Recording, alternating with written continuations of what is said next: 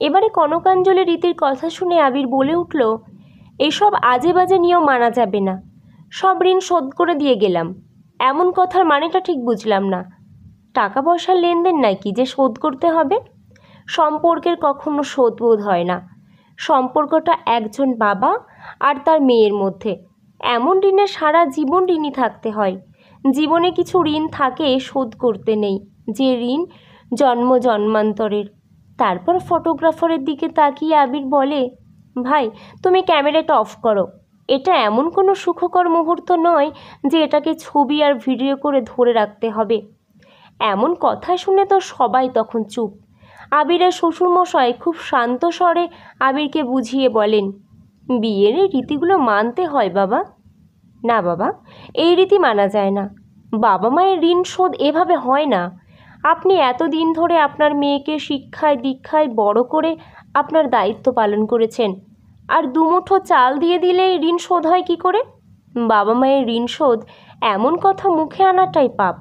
আমি আমার মাকে দুমুঠো চাল দিয়ে যদি বলি, মা তোমার ঋণ শোধ করে দিলাম, তাহলে হবে?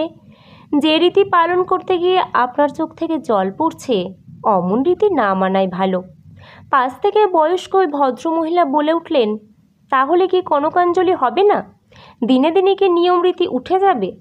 আবির প্রত্যুত্তরে বলে, কেন কনকাঞ্জলি হবে না? অবশ্যই হবে। ঋণ শোধ করাটা যদি কনকাঞ্জলির রীতি হয়, তাহলে সেটা হবে অন্যভাবে।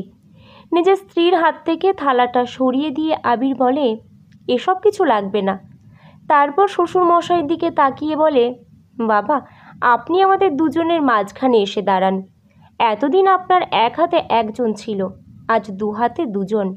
আজ সকলের সামনে কথা দিয়ে গেলাম, বাবাকে দেখার দায়িত্ব আজ থেকে দুজনের। বাবা মায়ের ঋণ শোধ করা যায় না, তাই বাবা মাকে ভালো রেখে সারা জীবন যেন এভাবেই ঋণী থাকতে পারি। আবিরের এমন কথায় বিদায়ের বিষাদঘন পরিবেশটাই যেন বদলে গেল। এমন আনন্দকর মুহূর্তে মনটা ভরিয়ে দিল সকলের।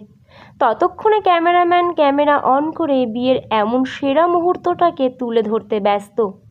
এত সুন্দর একটা কনকাঞ্জলি পেয়ে বাবাও ভীষণ খুশি।